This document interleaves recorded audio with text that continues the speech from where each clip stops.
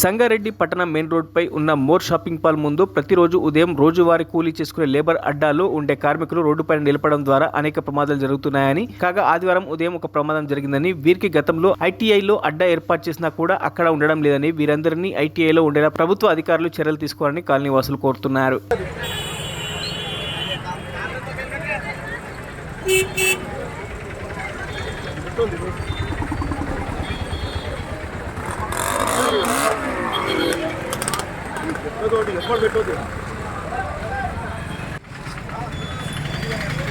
More market దగ్గర labour అడ్డా ఉంది sir.